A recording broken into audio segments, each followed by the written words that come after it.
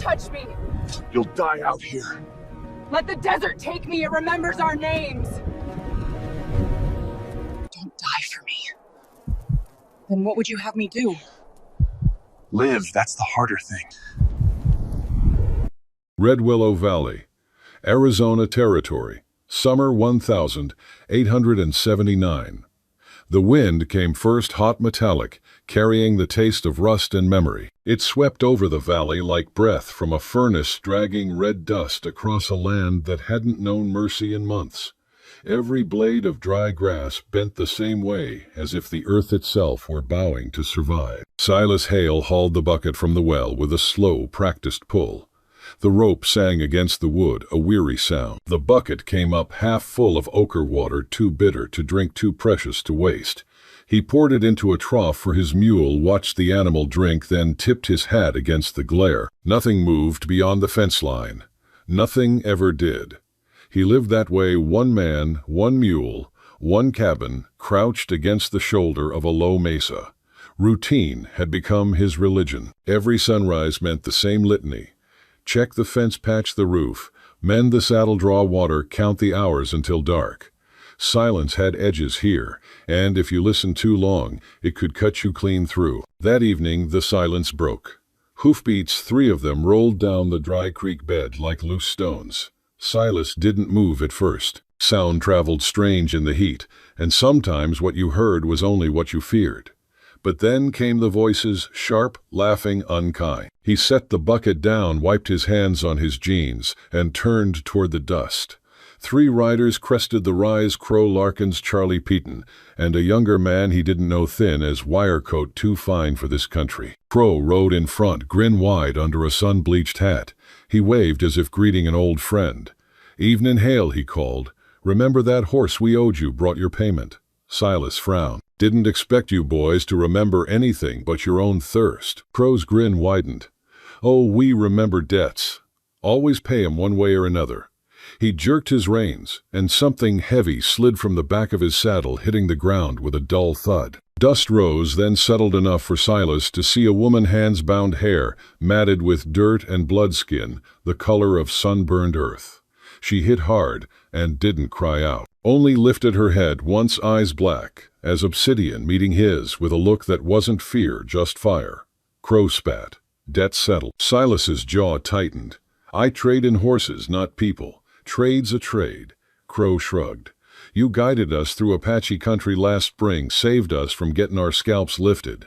We owe you. You can do what you like with her. Sell her back, keep her, bury her. Makes no difference to us." Charlie laughed, dry mean. "Think of her as company. Or confession." The young man snorted, already turning his horse. "Let's ride. Ain't healthy staying here after dark." The 3 of them wheeled around, boots kicking dust. Crow looked back once, eyes gleaming. "Take care, Hale. She bites." Then they were gone, swallowed by the red haze beyond the fence line. For a long minute Silas didn't move. The wind dragged the last echo of laughter away. Only the creak of the well rope remained. He stared at the figure in the dirt, still but breathing. The ropes had cut deep into her wrists, raw to the bone. Flies hovered where the blood had dried. He knelt, pulled his knife, and sawed through the bindings. She flinched, but didn't pull away. When the last strand fell, she lifted her head again. Sweat streaked her face, carving lighter lines through the dust. Her voice, when it came, was hoarse and low. "Don't touch me. You'll die out here," he said. "Then let the desert take me. It remembers our names." Silas sheathed the knife. "So do I." He stood, took a slow breath, then offered her the water bucket. She hesitated, suspicion in every line of her body. Finally, she reached out with trembling hands and drank. The sound of it, water against a cracked throat, was the only human sound in miles. When she finished, she wiped her mouth with the back of her hand. "Why?" she asked. "Why give water to a slave?" Silas looked past her toward the dying sun. "'Cause I ain't the man they think I am." The wind shifted, bringing the smell of distant rain that would never arrive.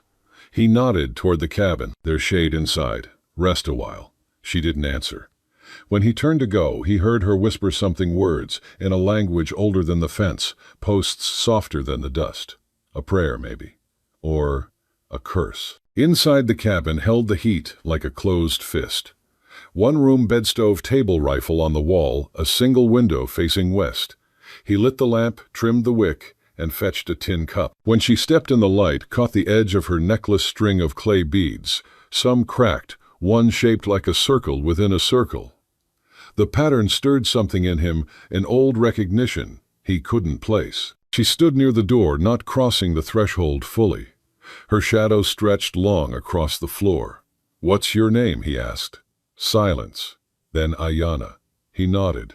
Silas. The names hung between them like smoke. He poured a little water into the cup and set it on the table. "Drink slow. It's brackish." She did. The water caught the lamplight, trembling like her fingers. When she finished, she set the cup down carefully, aligning it with the table's edge. "You were a soldier," she said. "Was. And now," he shrugged. "Now I mend fences that don't hold." Her mouth tightened the faintest shadow of a smile. "You guided them, those men, through our land." "I did. They killed my people." "I know." Ayanna looked at him fully then, as if measuring whether knowledge could ever equal guilt. "Do you know the name Dasan?" Silas's throat worked. "Yes. He was my father." The words landed heavily. He remembered the report he'd carried, once a name scrawled beside a map of burnt canyons, Dasan deceased. He remembered smoke on the horizon, the sound of orders shouted through it. He hadn't pulled a trigger, but he'd shown them the way. He turned from her, reached for the firewood, stacked near the hearth. "You should eat." "I don't take food from ghosts," she said. "Then take it from the living." He struck a match. The flame caught, then faltered, sputtering as if the air itself refused to burn. He tried again. Same result. Ayanna watched, eyes steady.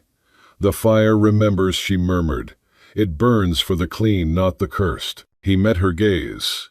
"Maybe it's forgot how." She stepped closer, just enough for her shadow to cross his boots. "Fire doesn't forget. It waits." The second match caught true this time. The wood hissed, then accepted the flame. Light climbed the walls, turning the cabin to amber. Silas ladled beans into a pot, added a strip of dried meat, a pinch of salt. The smell filled the room, smoke, iron hunger. He pushed a tin bowl toward her. "It's not much." She ate slowly, each motion deliberate. When she was done, she set the spoon down and looked at the map tacked to the wall. The paper was old edges, curled, marked with blue pencil roots, and small black X's. Near the bottom, faint but legible, the word Dasan. Ayanna rose. Her voice was soft, but it carried. "You marked the path that killed him." Silas said nothing. She stepped closer to the map, reached up and pressed 2 fingers over the name. "Then you owe the land more than me." He pulled the tax free, folded the paper, and shoved it into a drawer. Maybe so. Outside, the light had turned the color of old blood. Coyotes began to call from the flats, long and mournful. The wind raked across the roof, making the boards creak like a man talking in his sleep. Ayanna stood by the door again. "They'll come," she said. "Who? The law? The ones who wear your coat and think it makes them clean." He looked at the faded cavalry jacket hanging by the bed. "They already took everything worth wearing." She shook her head. "No, they'll come because they lost me. You escaped. I was traded." Her tone made the word venom. "They'll kill the men who sold me, then come for whoever holds me last. Then I'll tell them I never did. Will they believe you?" He almost smiled. "No." She studied him for a long moment, then moved toward the bed. "I'll sleep on the floor. Take the bed. I won't owe you. Then consider it rent paid in silence." She hesitated, then laid down on top of the blanket, still wearing her boots. Her hand rested on the beads at her throat thumb, circling the largest one, the clay ring cracked through the middle. Silas watched the motion until his chest hurt from it. He went outside, needing the air. The sky was purple glass, the stars sharp as flint. He leaned on the porch post, listening. The valley breathed in slow rhythm wind, dust wind again. Somewhere, far off, a single note rose, a woman's voice singing against the dark.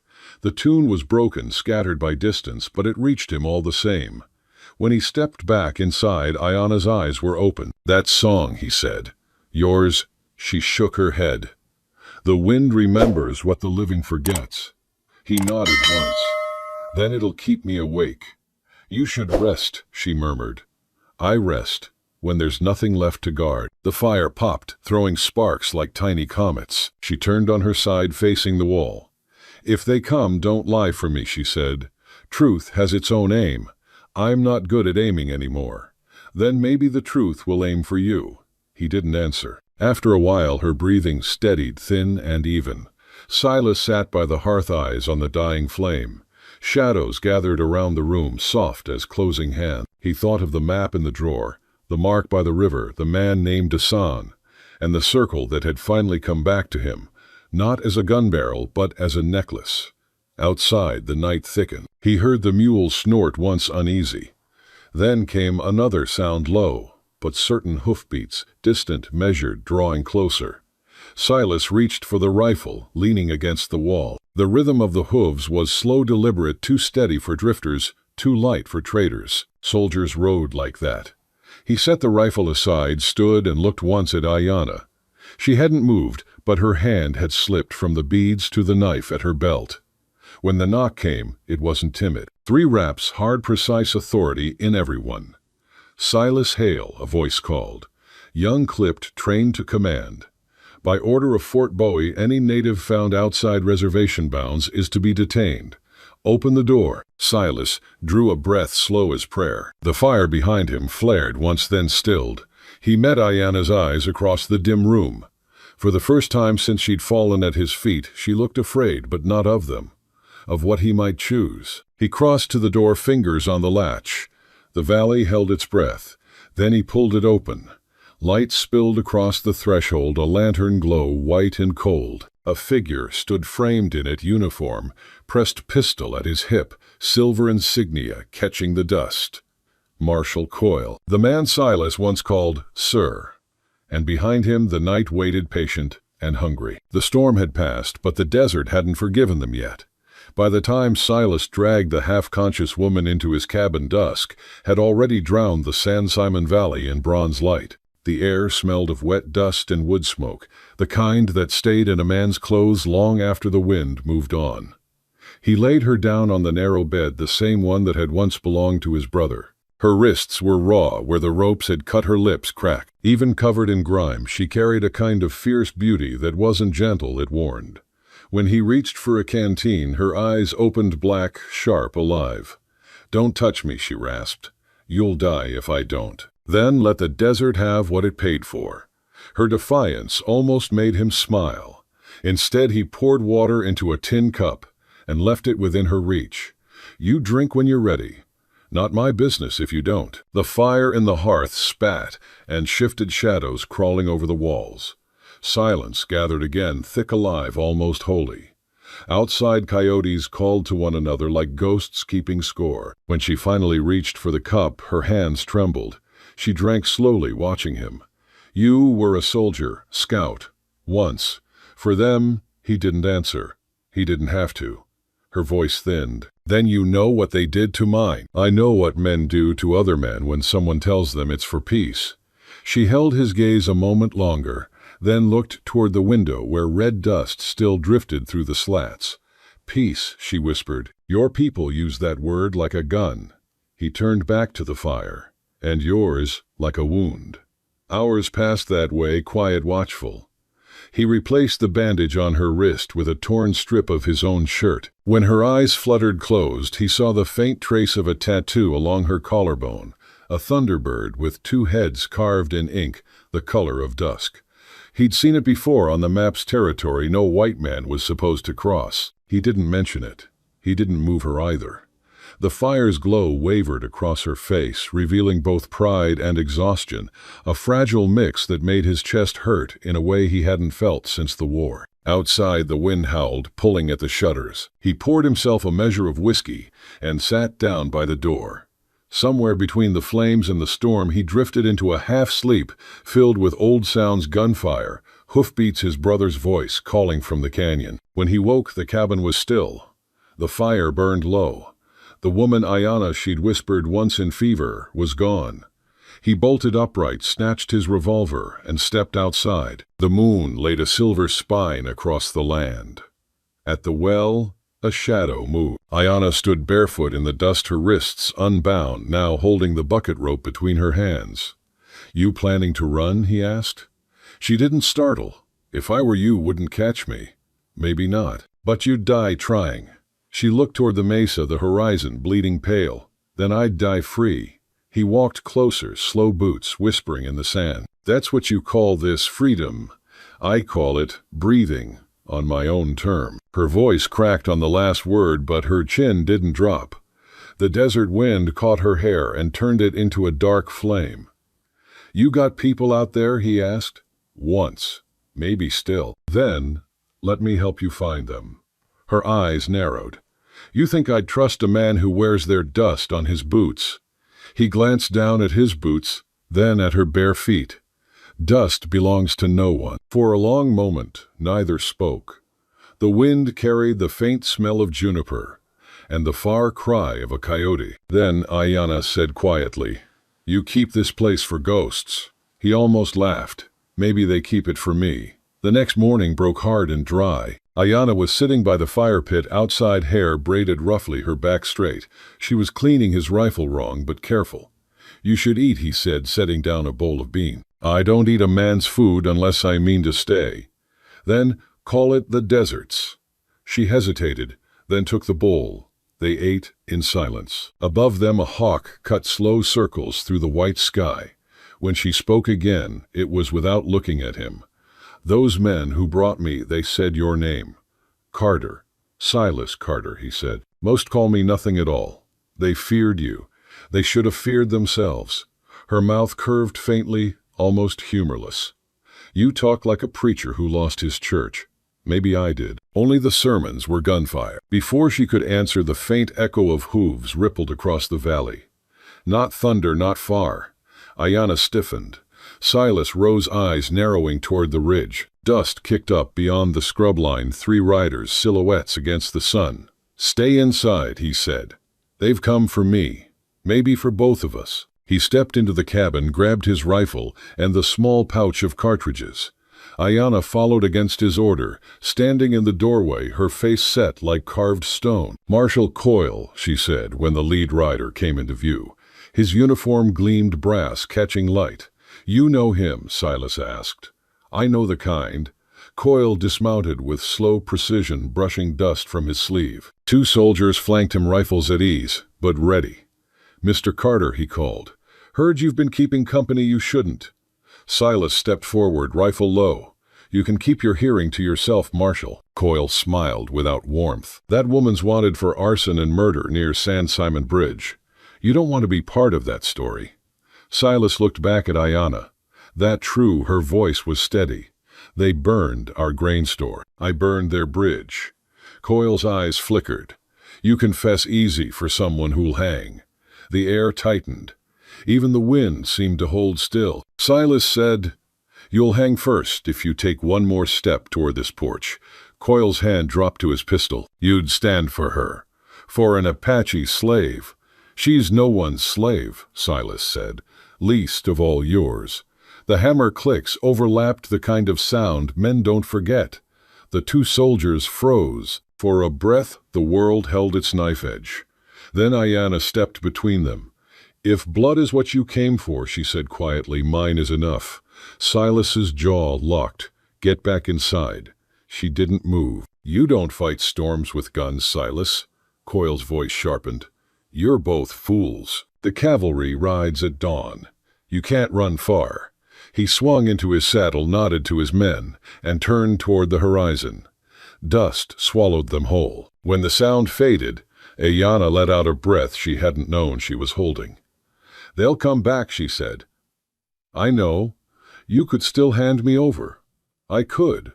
Why don't you—" He met her eyes. "Because I'm tired of choosing the easy kind of right." She looked at him for a long time, long enough that he thought she might speak, but she only turned away. That night, neither of them slept much. The cabin felt smaller, the air charged with what was coming. She sat by the window, tracing symbols into the dust on the sill circles, lines, birds. He watched from the firelight, trying to read them like maps. Finally he said, "You draw prayers." She shook her head. "Memories. So they don't leave before I do." He wanted to ask what she meant, but she rose and crossed the room, moving slow. The fire cast her shadow long against the wall, dark and alive. She stopped beside him, close enough for the scent of her hair smoke and sage to fill the space between them. "When they come," she said softly, "don't die for me." He looked up. "Then what would you have me do live?" "That's the harder thing." Her voice trembled just once, and then she stepped back into the dark. Silas sat there long after she'd lain down. Outside, the desert whispered through the shutters, dry and endless. He stared into the coals until their red light blurred, until every face he'd ever failed began to fade behind the heat. By dawn he made his choice. The rifle stayed on the wall. The horses were saddled. When Ayanna stepped outside, the valley was pink with first light. "You mean to run?" she asked. "Not run. Move before the fire catches. To where east, maybe. There's a river there that still remembers shade." She looked past him toward the rising sun. "Then we move with it." He handed her his brother's coat. "It'll fit." She slipped it on. It didn't, but she didn't say so. As they rode out across the red valley, the wind rose again, dragging the smell of dust and iron. Behind them, the cabin shrank into the heat, like a story being forgotten. Ahead, the mesa caught fire with morning light, and though Silas didn't believe in signs, he found himself whispering a word he hadn't used in years: mercy. Ayanna heard it. She turned slightly in the saddle, her braid lifting in the wind. "Mercy isn't for the dead," she said. "It's for those still learning how to live." Silas nodded. "Then we'd better start." They rode into the sun, two shadows lengthening across a land that had never known peace, carrying with them a promise neither quite understood yet, a promise the desert itself might one day keep. The road east bent through broken country mesas, half-eaten by time cactus spines catching the light like teeth. By noon, the wind had turned cruel again, pushing grit against their faces, until every breath tasted of stone. Silas rode ahead, hat pulled low, eyes scanning the horizon. Ayanna kept pace beside him, her braid snapping behind her like a black whip. Neither had spoken since dawn. Words had weight, and the land was already carrying too much. Around mid-afternoon, they stopped at a dry creek bed. Silas dismounted, checking the horse's hooves. Ayanna knelt by a boulder, scraping a small line in the sand with her knife, short, deliberate strokes forming a symbol like wings. He watched. "That a warning, a promise," she said. "To who?" "The land." Silas poured a trickle of water from his canteen into her cupped hands. She drank slowly, eyes never leaving his. The heat between them was quiet, not tender, not safe, but alive. They moved on. Toward evening, smoke rose from the horizon, a thin gray column, too steady to be natural. Ayanna saw it first. "Cavalry fire," she said. "They've started burning." Silas narrowed his eyes. "They're driving you back toward the line." "Then we don't go back." They pushed into the low hills. The sun was falling red and swollen, turning the world the color of old blood. They reached a ridge overlooking the valley, a small ranch house below its corral, broken, the well half collapsed. "Used to be a relay stop," Silas said. "No one's worked it since the raids." "Then it's ours till morning," she said. They led the horses inside the half-roofed barn. The walls groaned in the wind. Silas checked the rafters, found them stable enough. He lit a small lamp. The glow flickered across dust and ruin. Ayanna found a rusted kettle, filled it with what little water they had left. "We shouldn't stay long," she said. "We'll move at dawn. Dawn is when they ride." Her voice carried no fear, only knowledge. Silas stared into the lamp's small flame. "You've been running a long time." She shrugged. "All my life." She took off his brother's coat and folded it carefully by the door. Her shirt beneath was torn at the shoulder, showing the faint lines of another scar curved like a crescent moon. "What happened?" he asked. "Soldiers," she said simply. "They came from my father's village. They called it relocation." He felt the word hit him like a hammer. Relocation, he'd heard it too often in the service, said by men who'd never left their tents. Ayanna went on, her voice flat. "My father fought. They called him Dasan leader. He told me to run east with my mother. We didn't make it past the canyon." He swallowed hard. What happened to her? She looked back. The silence that followed was heavy enough to bend air. Silas knelt beside the fire pit, striking a spark. You think your father's still alive. If he isn't, the land keeps him. And if he is, then he's waiting for me to stop running. The flames caught small but bright. She sat beside him, cross-legged, watching. Her hands trembled once, not from fear, but from exhaustion. He poured the last of the beans into the kettle. Eat something, he said. You always feed people who hate you, only the ones who need it. She smiled, faint but real. You're strange, Silas Carter. I've been called worse. They ate in silence. Outside, the desert wind softened, carrying the far-off cry of an owl. The sound made Ayanna close her eyes briefly.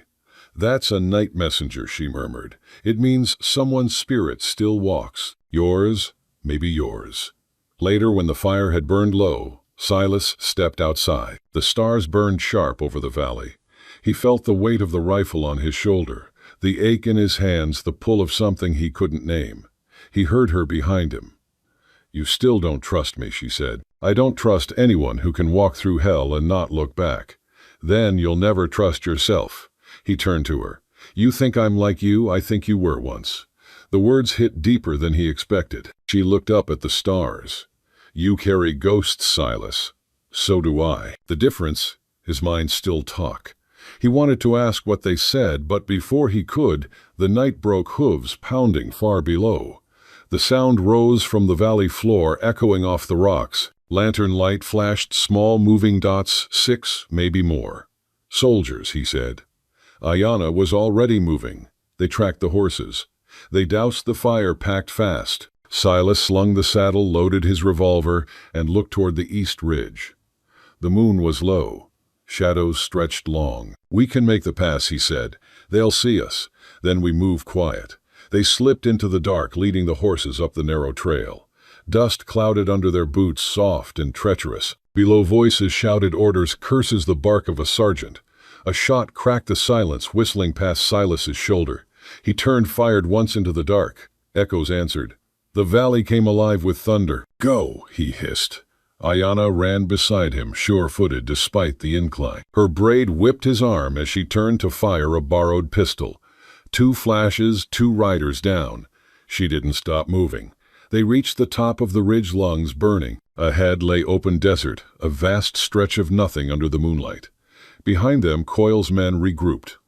They'll ride us down, Silas said. Then we ride through. They mounted, kicked hard, and tore across the plain. Wind cut through their clothes.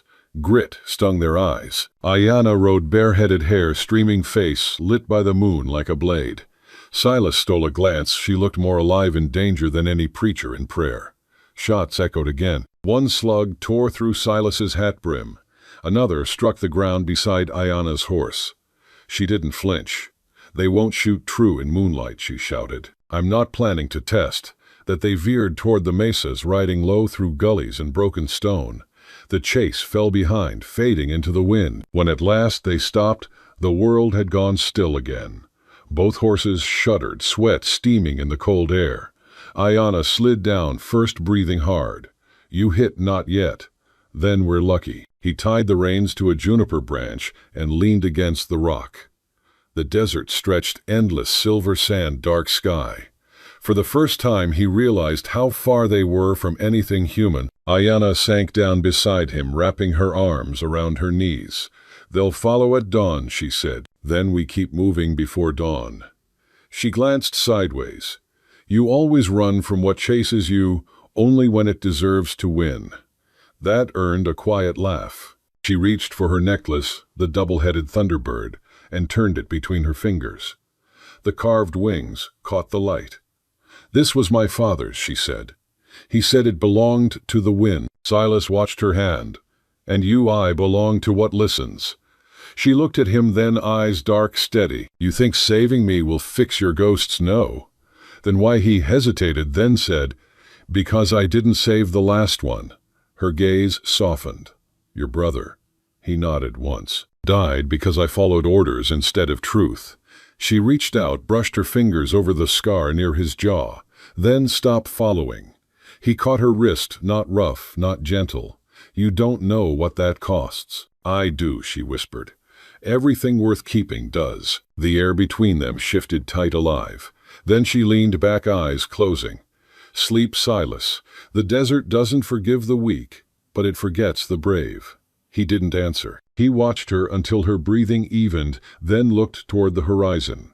The moon hung low, and the first thin edge of dawn cut the sky in half.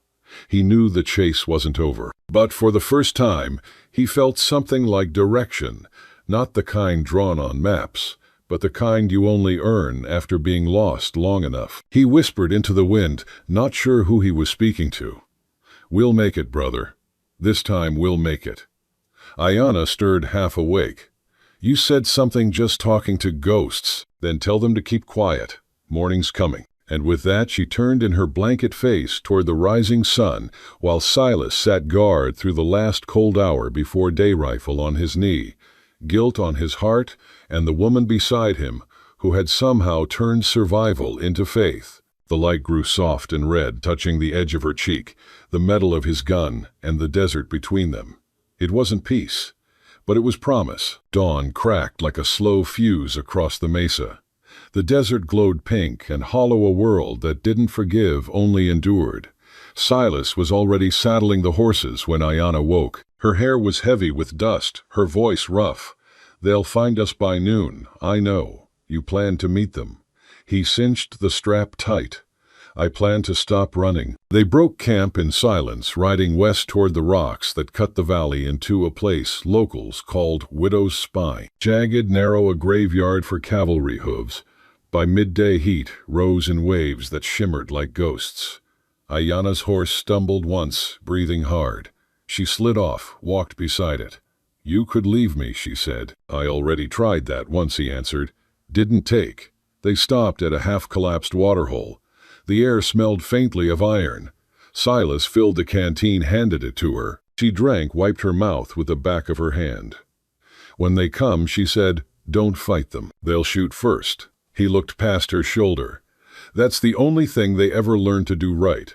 The wind changed. Then, sudden, sharp carrying dust, and something worse sound. Hooves. 6, maybe 8. Ayanna's eyes narrowed. Marshal Coyle.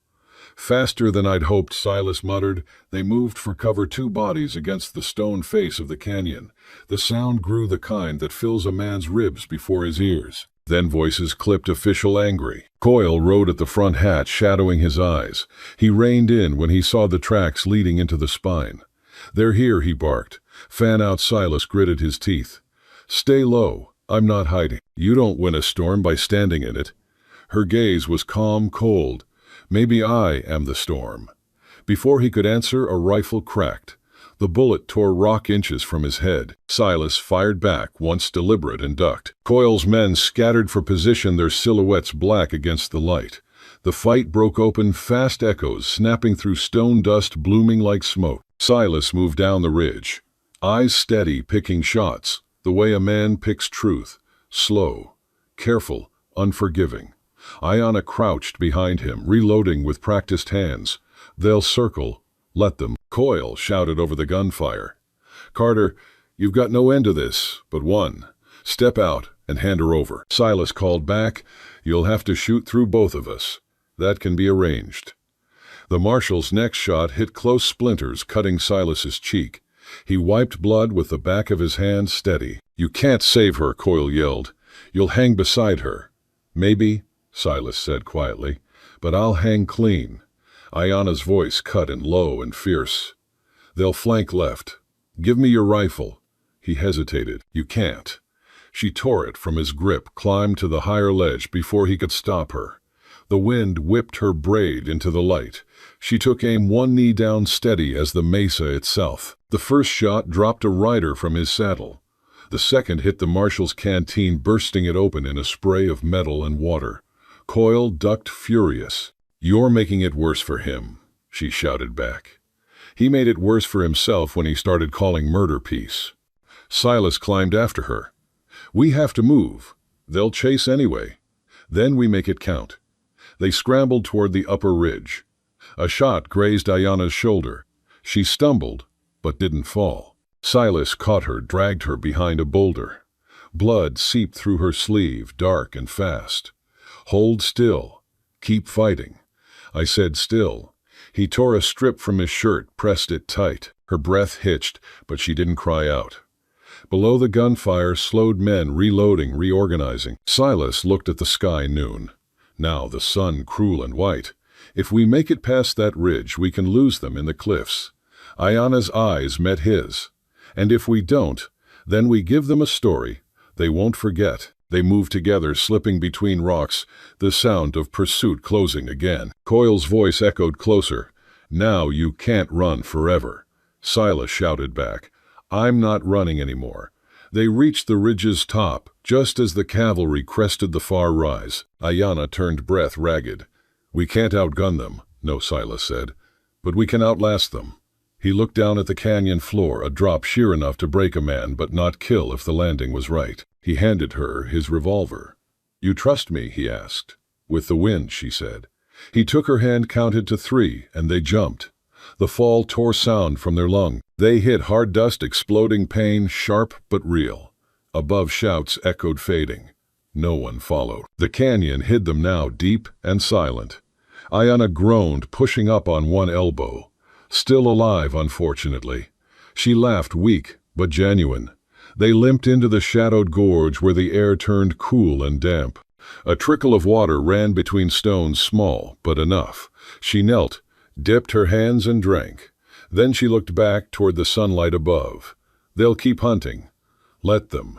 We'll move east at night." He sat beside her, breathing slow. "You still think your father's alive?" "Yes. And if he isn't, then I'll find the part of the world that remembers him." Silas looked at her for a long moment. "You sound like someone who already knows where she belongs." She smiled faintly. "And you sound like a man who doesn't." He looked toward the canyon mouth, where wind carried a faint hum, half music, half memory. "Maybe that's why we met. To lose ourselves. To stop pretending we already were." The light shifted, sliding gold across the rocks. Ayana leaned back against the stone wall, exhaustion settling over her like dusk. Her voice softened. "When this ends, you should go home. I don't have one." "Then make one." He turned toward her, saw the streak of blood drying on her arm, the dust on her face, the quiet fire still burning in her eyes. He reached out, brushed the grit from her cheek. "Maybe this is home," he said. She didn't answer, but when the last light faded, her hand found his in the dark. The desert wind rose again, whispering over the rocks like a tired prayer, carrying with it the sound of horses, far away, of men still searching, and of two people who had already decided that mercy, however fleeting, was worth dying for. By the time they reached the San Pedro bend, the world had turned gold and gray, the kind of light that made everything look both holy and die. They came out of the canyon, limping clothes torn, dust caked their shadows long on the plain. Ahead, cottonwoods shimmered green beside a narrow strip of water. Smoke rose from a small camp. Ayana stopped first. Her breath caught, soft but certain. "He's here," she whispered. Silas followed her gaze. 3 riders waited near the water's edge. One older, wrapped in a dark blanket stitched with silver thread. His face was carved with years and weather, but his eyes were alive. When they drew closer, the old man lifted his hand. "We come for the daughter of Chief Dasan," he said, in slow, even English. Ayana slid off her horse, the motion neither rushed nor hesitant. "Yasa," she said, voice breaking on the name. "You live." The elder's mouth curved faintly. "We all live until the land forgets us." Behind him, 2 younger warriors dismounted, standing quiet. Silas stayed a step back, hand near his belt, not from fear but from habit. Yasa's gaze moved to him. "You are the white man who cut her bonds." "I am." "You harmed her, no?" The elder nodded. "Then part of your breath belongs to her now. Among us, a life saved is a life tied." Silas met his eyes. "Then I'll carry it." Yasa studied him for a long time, then turned to Ayana. "Your father waits at the river. He is weak, but his spirit still walks ahead of him." Her knees almost gave. Silas reached to steady her, but she moved on her own, walking toward the cottonwoods. Beneath their shade lay Dasan, the old chief,